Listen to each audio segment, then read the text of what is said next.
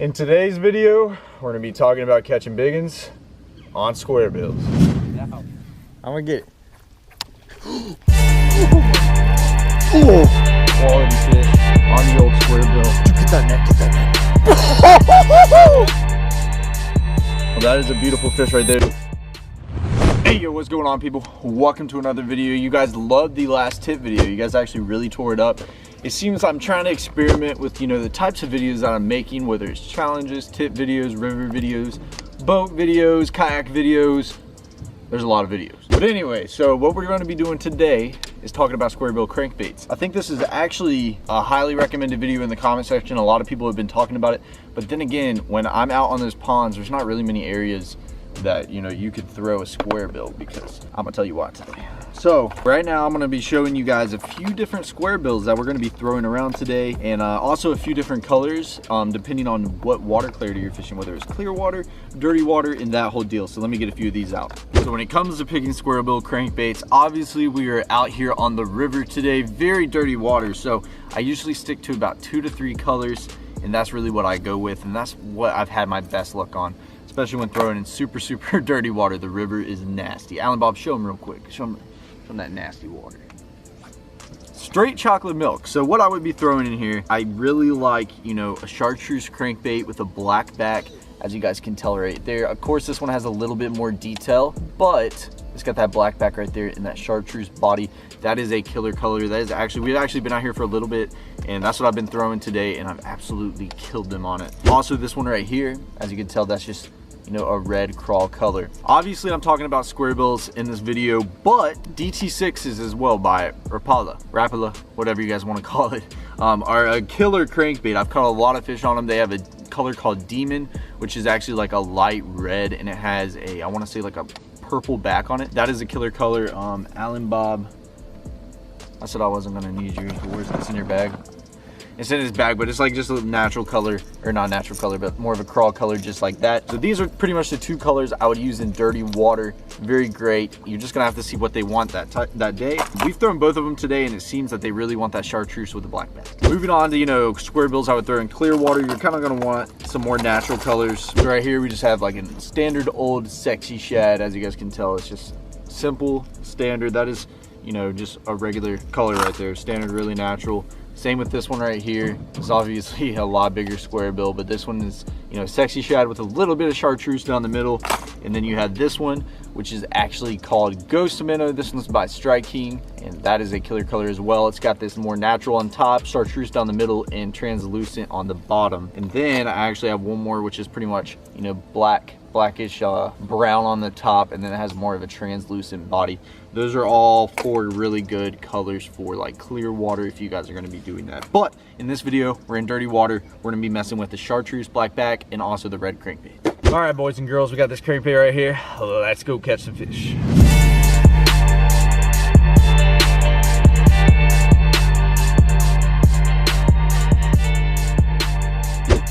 We got the first fish of the day, boys and girls, on the old crankbait. Right off the bat, literally just only threw a few casts. We're gonna continue to hunt for some more. We're gonna throw them in the live wells for some photo purpose later on in the episode. But first, little old bass on the old crankbait.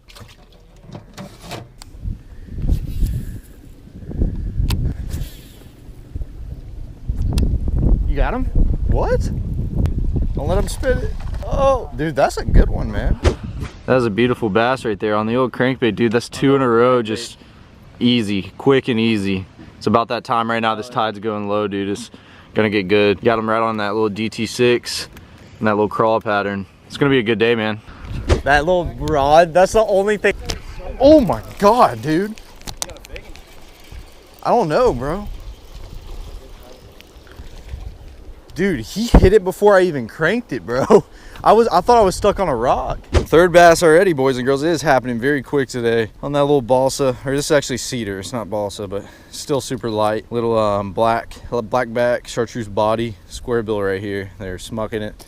Second fish on it. Nothing monstrous, but still a nice little bass. He had it right when I threw up on that rock. All right, everyone, so this is the square bill that I'm actually throwing today. As you guys can tell, it has a chartreuse body, with a black back on it. This is a killer square bill, but the one thing I didn't talk about when I had the square bills out, there's something a little bit different about this one than your standard square bills that you're gonna buy. This one is actually made out of wood. So this is a cedar crankbait. You can also buy some balsa ones. They are gonna be a little bit lighter. As you can tell, when I shake it, there's nothing happening because it's wood. It's not like a standard, you know, square bill that's gonna have rattles and everything in it. And today is actually really tough, so this is a great, a really great bait. It's a little more subtle. It's not gonna be rattling around a lot. That is just killer. If you guys are wondering what line, I'm throwing 15 pound on mine, especially since I'm throwing against all this, you know, brush along the bank. Most of my poles are gonna have 15 pound anyways. Usually that is like my safe spot is 15 pounds. Some people like 17, some people like 12.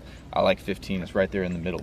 And the reel I'm using is actually a Concept Z by 13 Fishing, and the rod is actually a Muse Black. This is a 7.3 medium heavy. You know, a lot of people, it's all gonna be on personal preference. There's no set on rules. I feel like that's where people kind of mess up. Everybody thinks there's set on rules about fishing.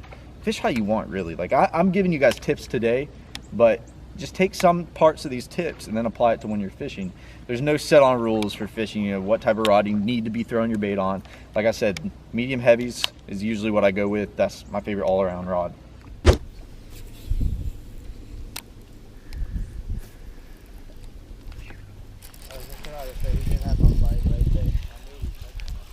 Baby, dude.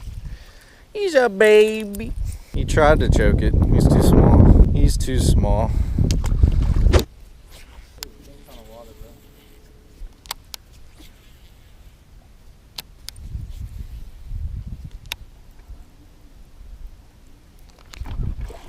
Sorry, bro. That was the most awkward bite.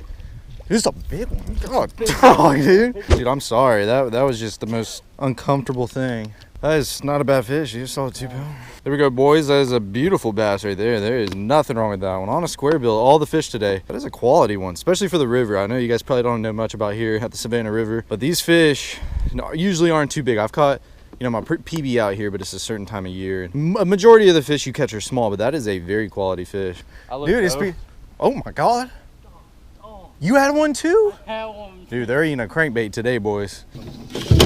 So we're right here on this bank right now, and there's actually a bunch of laydowns right down this bank. And this place is gonna be a little bit different. Obviously, we're on the Savannah River. It's tidal water. I'm sitting here watching the tide charts, whether the tide's low or the tide's high, and depending on really where the fish are. As you guys are gonna tell later in the video, we actually found some banks with a lot of shade on it. You know, it had a lot of good laydowns. It was closer to the mouth rather than way back in some of these, we call them lakes, but some of the areas were more towards the mouth where we were catching these fish, rather than, you know, it pushing off into another cove just right there at the mouth rather than in the back. Right here, we're kind of midway. I don't know if you guys can tell back there. We're at the mouth of, we're not at the mouth. We're kind of more back in this place, fishing this bank right here. The tide's up. So usually when the tide's low, I'm sitting there, you know, fishing towards the mouth and that whole deal. But right now I'm just gonna be fishing more back in it. As you guys can tell, we got a lay down right here in the water. And so really when it comes to fishing these, I kind of break it down, you know, say I'm on this side of it, I'm gonna sit there and throw parallel with the lay down and bring my crankbait right down the side of it. Sometimes I'll throw right off the end of it right here and slow roll that thing. Hit the lay down at different angles, because I know this sounds crazy, but depending on the day, those fish are gonna be positioned on that lay down differently. And I know that just sounds kind of bizarre, you know. Some days you'd sit there and just throw at it, but most days you're going to want to be running this bait parallel with that and making sure, this is very important, making sure that this bill is down hitting the limbs of that tree. But there's going to be one catch to this, is you're going to get hung up a lot. But let me teach you a few little ways that if your bait is hitting this tree, that you can get it out really easy. So when you're throwing at these trees right here, we had that simple little lay down. You're just gonna be reeling your crankbait. I like to keep it moderately slow. I mean, today's a tough day, so I'm gonna be reeling it slow anyways. I'm simply dragging this crankbait next to that tree, next to that lay down. Is it rolling? It's a pickerel, ain't it? Oh my gosh. Adam, what in the world, dude? You got me excited. Dude, I got excited. Saw my line running, I was like, oh shoot, I actually got one. Next thing you know. Show them what square bill you're throwing too. This is the crankbait that I'm throwing. Chartreuse black back. It's got some crazy patterns on it, but really it doesn't matter too much to the fish as long as it's got the right colors. Well, while I'm sitting here trying to film this, old Adam caught one. right there up front. So what I was wanting to talk about is obviously keeping this crankbait on that tree as much as possible. That is just like if you're fishing a riprap wall or some rock with this crankbait, you're wanting to keep contact with that bottom and really make sure you're hitting that. That's very important with the square bill, is make sure you're hitting your target. So when I'm throwing next to these laydowns, when I'm reeling it, you're gonna be feeling that tree, and it can be dangerous because you're throwing, you're throwing treble hooks. So it can really snag that really easy. So what I pretty much use to, minimize me getting hung up, because I don't believe I really got hung up too much today, is pretty much when I'm reeling that bait past that tree, and when I feel that tree, I'm making sure I'm reeling pretty slow. I'm not really reeling down in that. I'm reeling pretty slow, so it's just slightly creeping, over that tree, and it's just in there bouncing off. Another really key tip is when you hit that tree, or say you're about to get stuck and you're about to get stuck, and you hit that tree and you're reeling pretty slow, if you actually just stop what you're doing and let that bait float to the top, that is a big thing, because these square bills actually float. I don't know if you guys know, but the bill on them is getting the bait down in the water. So when you let go, this bait's gonna float to the top. So if you think you're about to get stuck, you're kind of stuck on there, just let go, and usually most of the time it's gonna float to the top. All right, boys and girls, just caught this beautiful river bass right there on that square bill. Super thick and fat fish. That is a nice one. It was one of the best GoPro clips of the video, and I didn't even have it on. I just guess it just wasn't on, and then it ended up dying when I tried to turn it back on. So beautiful bass right there. He's probably a little over 2, but quality fish on the old square bill. Still the old same one. Chartreuse, black back. Freaking killing it, baby. I'm gonna get it. Oh my god. Oh, dude, get that net, get that net. Oh my god. Oh my god. Where's a big one? Dude, that was insane. He ate it like a topwater. You know how I was twitching it before? Same way, bro. I just threw it right next to that cypress tree, and when it hit the top, I just went pop, pop, and he went, whoosh. Dude, freaking killer. Bro, that's a solid, what, 3? Yeah. Oh, easy 3. Well, that is a beautiful fish right there. Definitely the best one today. What I've really noticed today on these square bill fish is I believe almost every single fish just came on the square bill but one, or on crankbaits in general. And I've caught 3 on laydowns and the rest were on rock. The 3 on laydowns have all been quality fish. This one was right next to that cypress tree. I threw up on the edge of it. Adam was stuck and I was about to go get him, and I threw up on the edge. Right when my crankbait hit the top of the water. This is light wood crankbait. I popped my rod once, so it just kind of went down in the water, and he just literally ate it like a topwater. Then you get a beautiful bass like that. The Savannah River, that is quality right there, boys. One thing that is actually very important when fishing this, and it's one thing I didn't even say, which is really crazy, is obviously the ratio of your reel. Because a lot of people that go crankbait fishing, they're gonna say, you need a 5-1-1, and this and that, this whole deal. I'm using a simple 7:1-to-1 gear ratio reel. If I'm needing to slow down my bait, I simply do it in my hand, because today I haven't really been reeling it super fast, especially out here on the river, because we are going to go fish some rock today, and with that current I'm really going to need something to catch up with that fish, because you'll lose it. If I had a 5:1-to-1 gear ratio reel, I promise you I'd lose that fish. But when fishing these laydowns, simply I just like a 7:1-to-1. It's just really there in the middle, or a 7:3-to-1. It's just really right there in the middle. I can slow it down, I can speed it up, whatever I want to do. All right, everyone, sadly that is going to conclude this video, but do not leave yet, because I would like to ask just 2 simple things from you guys. First thing I would like to ask is, I understand that usually every single tip video I ask you guys, which one would you like to see next?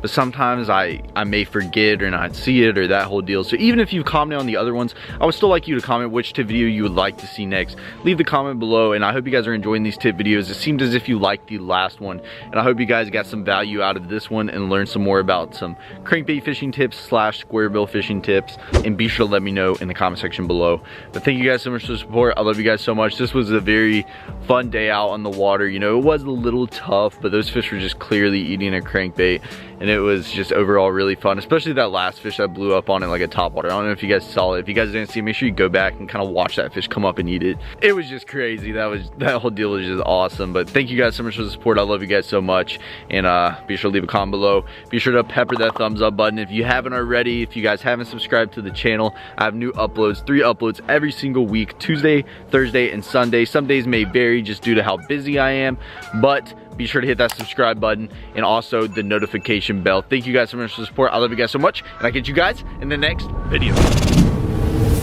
I got sky like the weatherman, I crack cars, getting hella bands, I got a bra from the motherland, I got shooters with hands, I get it, anyway, pull up skirting in the hurricane, I crack cars, cook every day, I get money, every day,